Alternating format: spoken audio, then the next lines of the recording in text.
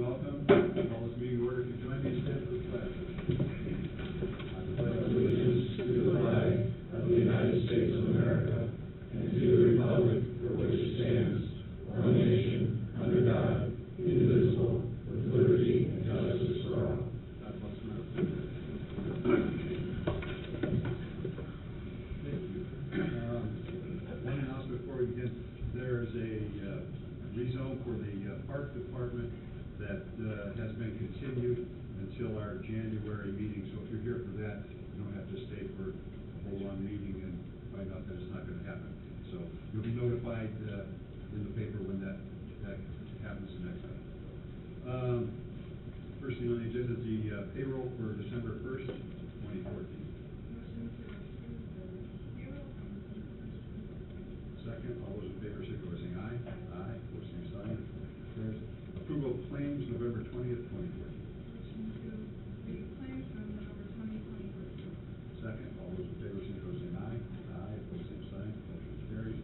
And the employee benefit fund distribution for November 2014. Motion to approve the employee benefit fund disbursement. Second, all those in favor, signify by saying aye. Aye. Opposed, same sign. Motion carries. I should have announced earlier, Commissioner Adams is at a conference in Indianapolis and won't be with us today. We have an appointment for the Peterbola Board. Any recommendation? Which one to choose from? That's right. We got good ones. I motion to appoint Candy Brown. I'll second that. All in favor, signify by saying aye. Aye. Opposed, same sign. Motion carries. And it should be noted that that appointment to the Peterbola Board requires that the person have a level 3 assessor's certificate, which she does. And just so we can get this out, for the first of the year, we're always making appointments, and I just wanted to let everyone know there'll be appointments available for the Alcohol Beverage Commission, Board of Health, three appointments to the Board of Health, but one of them has to be a physician. The Drainage Board has an opening. The Plan Commission has one opening, and there'll be 2 openings on the Peterbola Board. Tourism has 1, 2, 3, 4, 5 openings, and the Westport Township Fire District has 1 opening. So if anyone is interested in any of those openings, please pick up an application in the Commissioner's office next door. Okay. The Animal Control Ordinance on first reading. So this is going to come up in a minute. While you're underway, we'd like to make a little announcement. For some time, this board has been searching for a place to locate a new animal shelter. It's been a little bit of a consternation on the part of the commissioners and many other people, but we finally believe we have a location that everybody can agree upon. And Jeff, you want to put it up? We're going to put it at the Expo Center.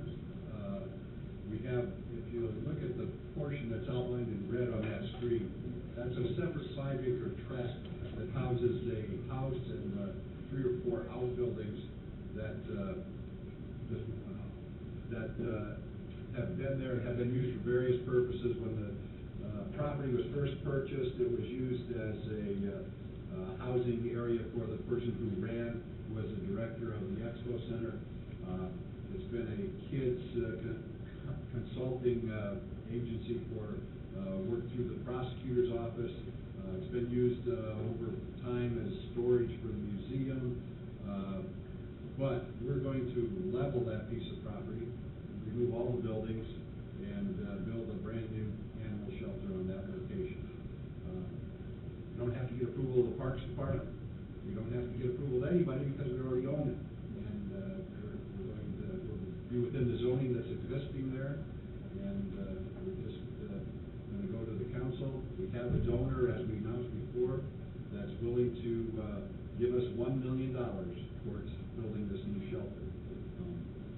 Really, it would be pretty foolish to let that pass by. So we're going to put the shelter, to locate the shelter there, and we'll do it all in the prescribed manner that everybody else has to go through. We'll apply to the Plan Commission for a permit for demolition, and then we'll apply apply for the construction permits. So that's where it's gonna be. It'll be great access right off of Highway 49, right by the sheriff's garage, sheriff's jail that exists there now, and right by the expo center. They'll have their own separate entrance, so they won't be obstructing traffic or bothering anybody else. And it should work out good for all concerned. So we're very pleased about that. Commissioner Blaney, by the way, is the one that suggested this site. She drove by it enough that she said, why not? So, but in conjunction with that, today we have the animal control people. We're going to entertain a new animal control ordinance that gives updates and gives a lot of good common day sense to the existing ordinances that we have. So this will be the first reading of this ordinance, and then we'll do a public hearing at our next meeting for the ordinance, because it does associate fees for the capture of animals and the return and spaying and neutering and those kinds of things. So why don't you go ahead and set the table first? Okay. We have been working on these ordinances and revising them and reviewing them for approximately 2 years. We finally come up with a version that is as close to perfect as we can get. And with everyone's input, and input from the commissioners, the sheriff's department, and from the animal shelter, I think we've got a pretty good package here. One thing this does, it provides better definitions for us as far as dealing with animals and dealing with people. Nuisance violations, potentially dangerous animals. It also deals with animal care, more specific definitions on how to do that. There is a new, as you mentioned, there's a new fee structure that's involved. We can go into it, we're going to go into it at a later time. One nice thing, the new ordinance has established an animal management.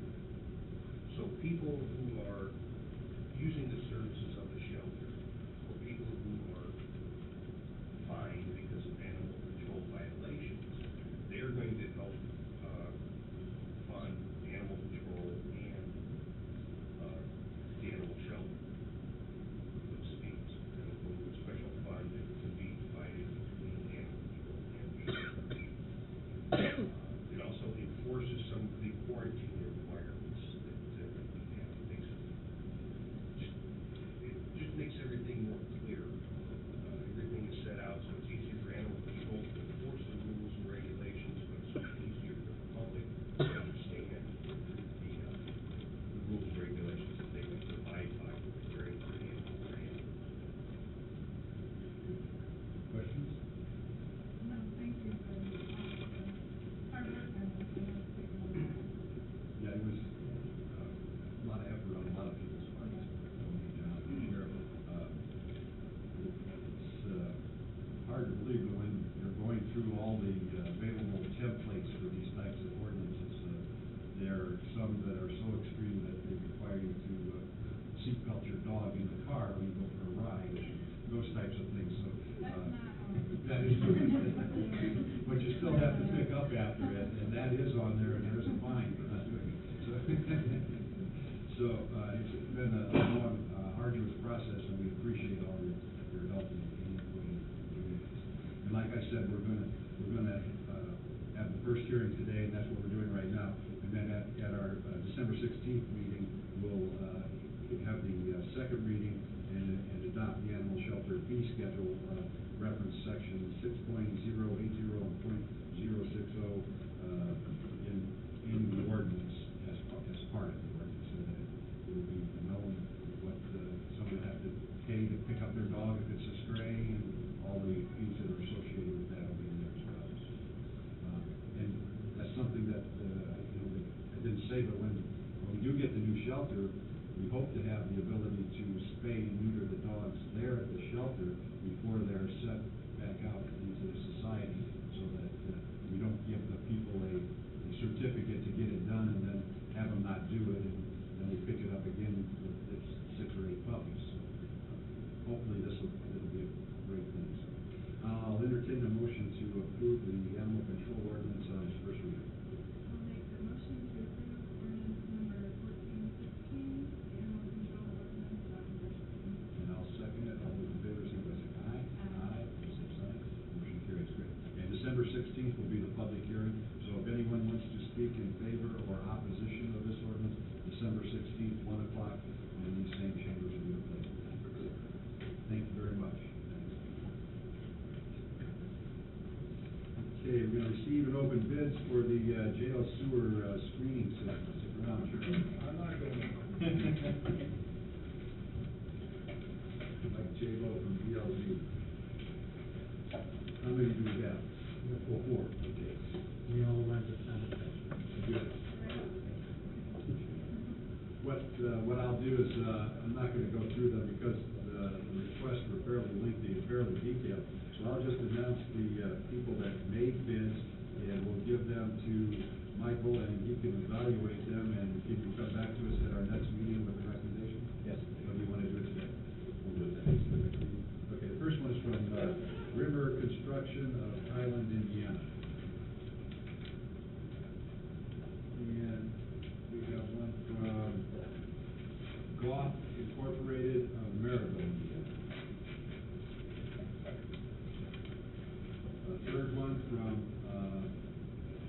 Cassie Construction Incorporated, Calumet City, Illinois. And last one from IGS Plumbing of Crown Point, Indiana. That would be LGS. LGS, okay. LGS.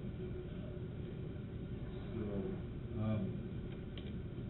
just a little bit more about this project. We've had, difficulties with the jail, waste system, putting, effluents and other large objects into the sewer system, and the city of Valparaiso is not very pleased with us.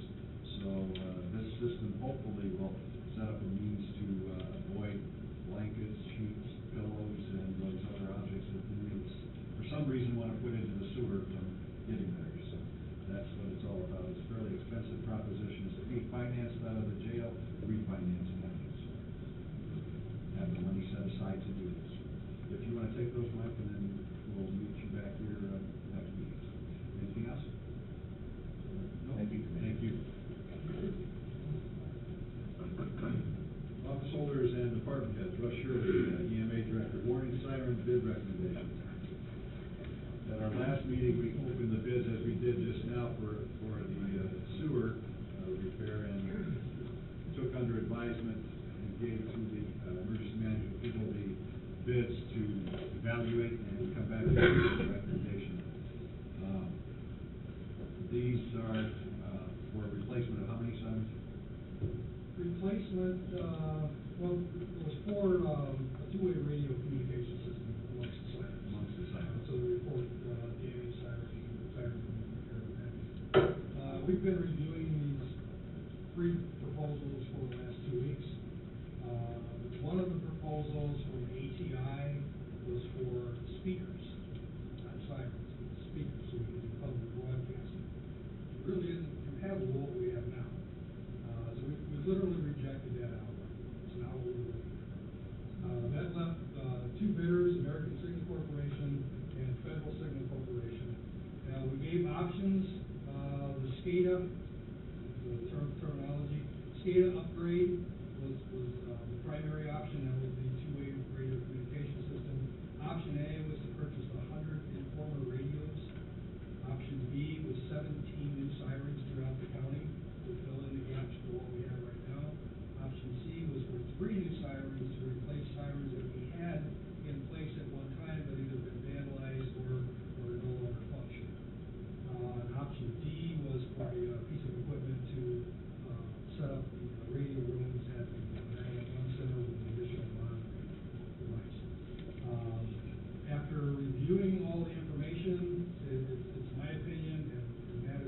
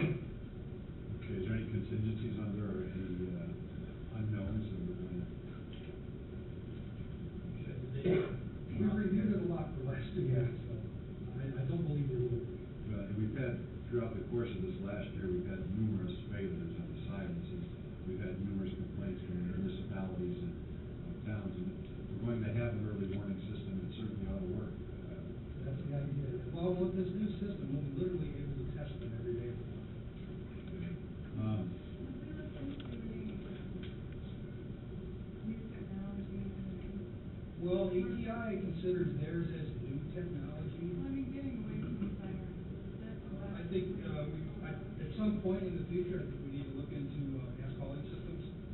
That's probably, with the advent of the cell phone, everybody carries a cell phone nowadays. That's probably a way to go, but again, it's gonna be a costly change, and I think really that's a supplement to the siren systems. Do we know that'll be a costly change, or is that just? Well, the last time I looked, the last time I checked it, which was about 3 years ago, it was about $100,000 for Porter County's call. That's a lot less than we. It is, but again, that's a supplemental system. But isn't it, yeah, I think it goes back to the reason that you're using a siren versus the reason that you're using a cell phone. If somebody's outside and doesn't have their cell phone, they may hear a siren. Right, and that's a common misconception, that the sirens should be heard everywhere. They're basically designed to be heard outside. We've noticed over the last few months that with the failures we have had, people rely on it because we find out immediately from everybody when one stops working, it doesn't go off on test day. People rely on it. So, the only thing that bothers me is the expense. I mean, $320,000 for 3 new sirens. Well, 3 new sirens and upgrading the whole communications. And upgrade the whole system. What if we then go back, how many total sirens do we have in the county? Right now, we have 54. 54. So bring us to 57. So what's the schedule for maintenance or the schedule for replacement of the rest of the 51 sirens? There's not a replacement schedule, they can last 30 years if maintained, and we do have a maintenance budget just for it. So that the rest of them, other than the 3 that we're gonna replace, are in good shape and not gonna have to have other than normal maintenance, batteries, adjusted? Right, batteries and battery chargers, things like that, that's scheduled maintenance. We do a siren, I'm sorry. Homes and houses. That was a story all by itself. The couch issue was, poor, power supply. We've had the original installer work on that twice now, and there was a little bit of dispute as to the cause of the power supply. It has been repaired, and as far as I know today, it's functional today, for today's test. So, we're pretty sure that one's completely repaired. We literally brought in the experts to work on it again. I'm intrigued by the telephone system as well. Couldn't it have additions to it, such as, a school district say we want to use it to advise our parents that there's no school day? Yes, they're very versatile, but again, it's a matter of the upfront cost, and typically, just use $100,000 as a figure. If it costs $100,000 to start it up, in following years, your cost is much, much lower, because it's a maintenance fee at that point. Where would a system like that be housed, in the 911 center, or? It's something that these days here, John DeCanch has looked into something as well, it's called Nixle. I believe in a few others. Nixle is has a solution. I actually went to the Nixle conference, I believe it was last year. They have a free, They got a a free platform forum. that we're using right now, but we only have what, 50,000. It requires a person to go and register or request those alerts, rather than, the platform that Nixle provides, and I got to quote, whatever it was, I was at this conference here, sometime in the last couple of years anyway. They have a subscription-based, platform where they can push notifications out to anybody in a certain area. Maybe we do a line over all of Porter County, if it was a widespread incident, or we would draw a more confined area, if there's something, maybe a few blocks wide. Anybody that passes a certain threshold would receive an alert on their phone. I could not tell you what those figures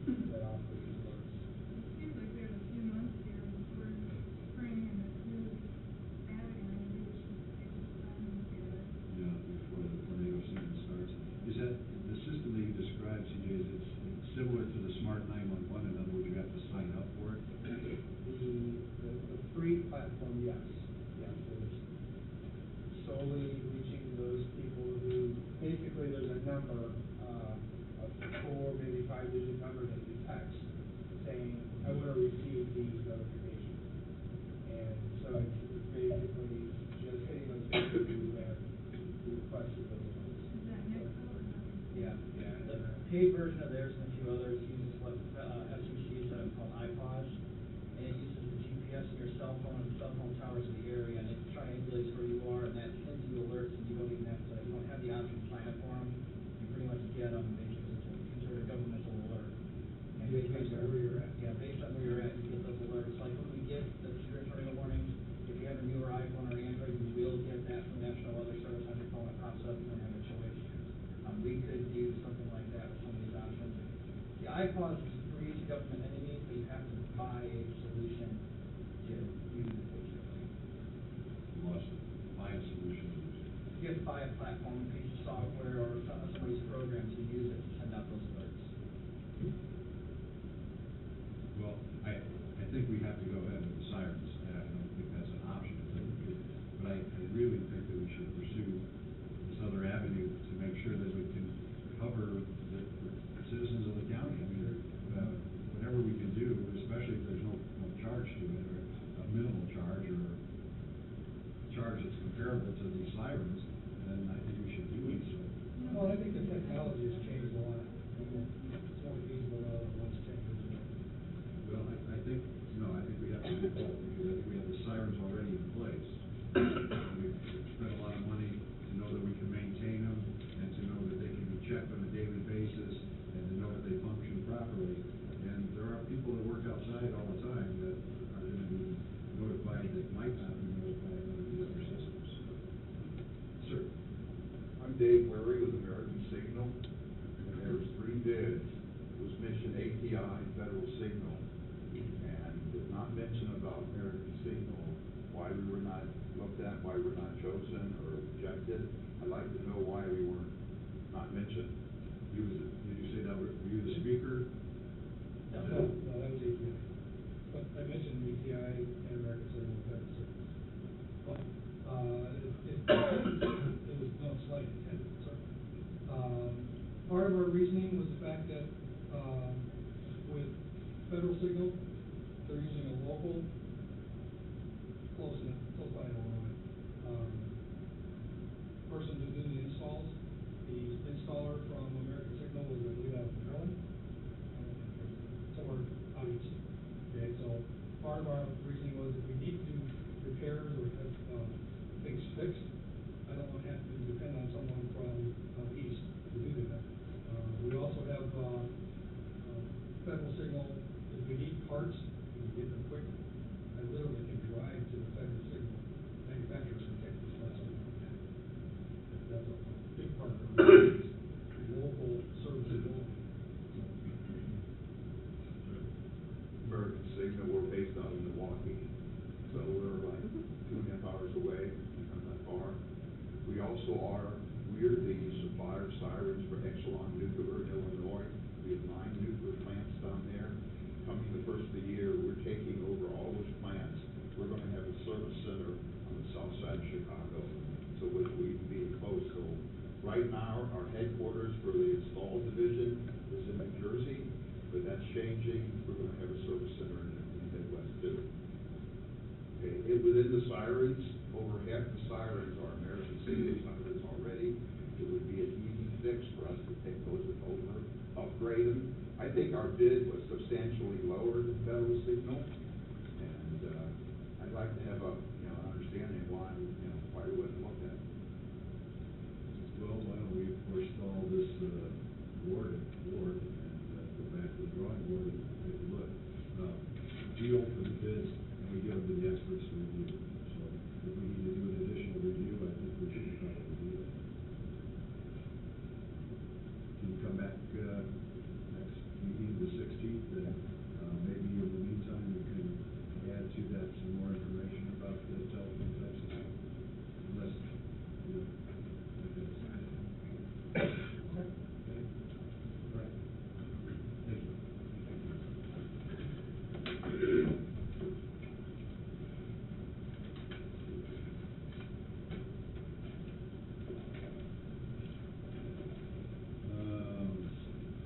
What do we have still?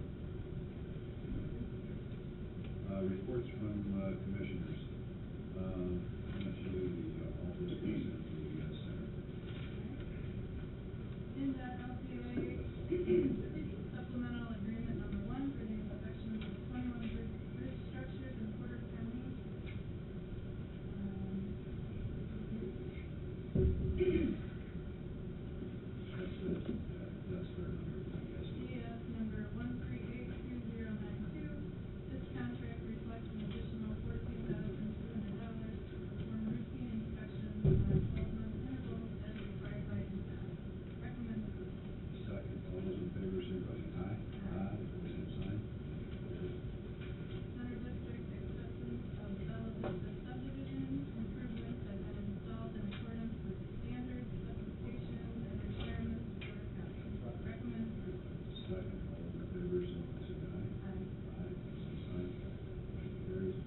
Fourth District has NDOT LPA supplemental agreement number 3 for the replacement of Porter County Bridge 156, Porter Avenue over Coffee Creek, DES number 1173432.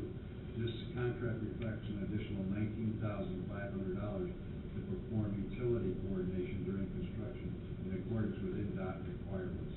Recommended rules. All those in favor, say by saying aye. Aye, opposed, same sign. Motion carries.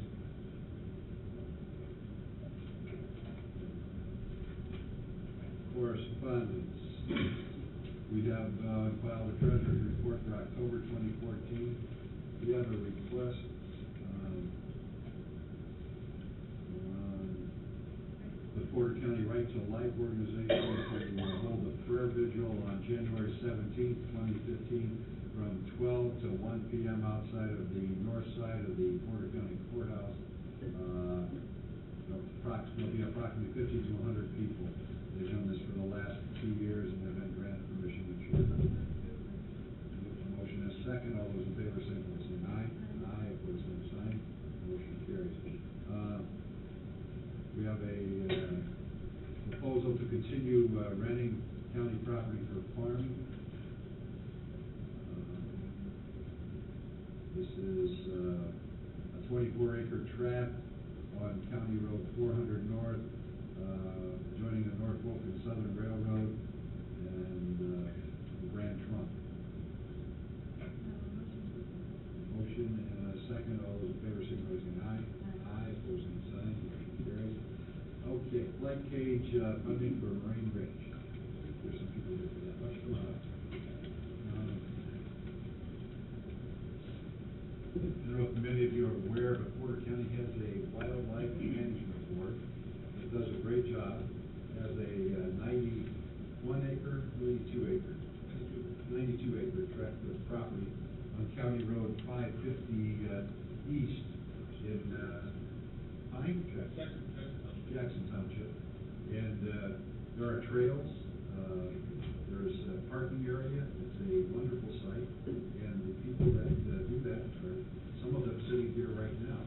Dr. McAfee's, of course, veterinarian, and they have a new project they'd like to participate in, and it's a flight cage. Go ahead and tell us about it.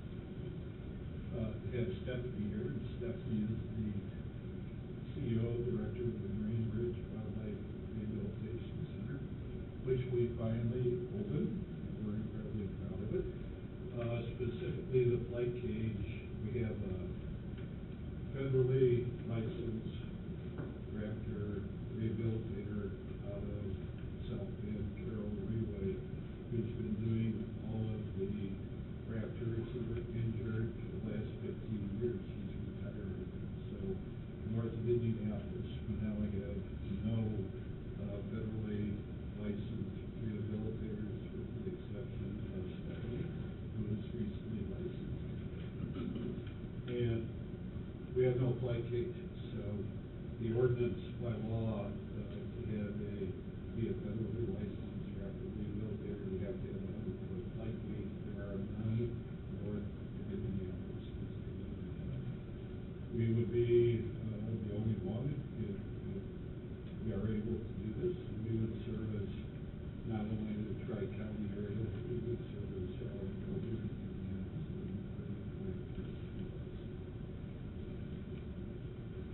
Yeah, so right now, there is no rehabilitators, again, in northern Indiana whatsoever that have the capabilities to house these animals that are coming out of any county, and particularly in Porter County, we're estimating at least 40 a year that could be coming through our center for rehabilitation.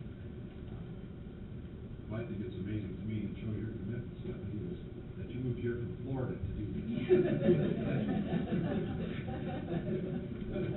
That's got to tell me it's a pretty worthwhile project. The monies that you're asking for to do this are already committed to the Wildlife Management Board. They were attempting to save some money to purchase some additional property for the sanctuary. That didn't materialize the way that everyone thought it was going to. So they have some funding available, and they'd like to shift it to the. Did you say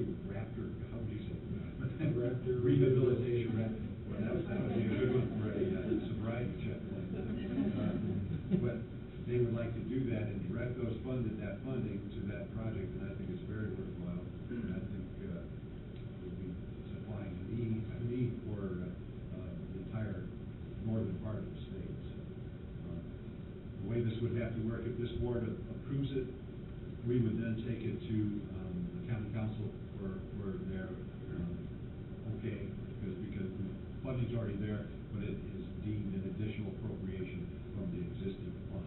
So that's, we would be glad to represent you at the council meeting for that fund. I did take a motion. Make a motion to,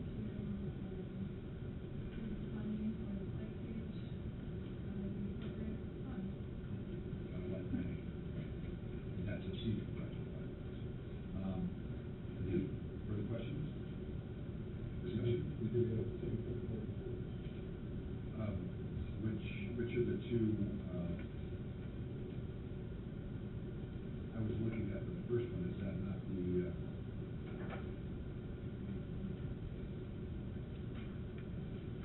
They're both at $30,000, and one was farm tech. One's farm tax, and the other is Google Report. what's your recommendation? Farm tax. The farm tech proposal was for $32,000, right? $30,000. Farm tech was $30,000. For $30,000, you make the motion. I'll amend second. All those in favor, signify by saying aye. Aye. Same sign. I got it. Yeah. So we're good. Thank you very much.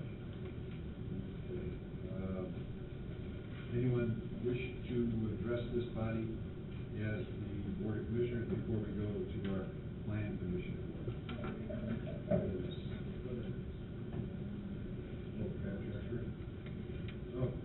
Oh, really? Okay, I'm sorry. We have a request for transfer of funds, Commissioners account. You concerned about this? Fund $20,000 from account 2010 FICA to account 2041 longevity.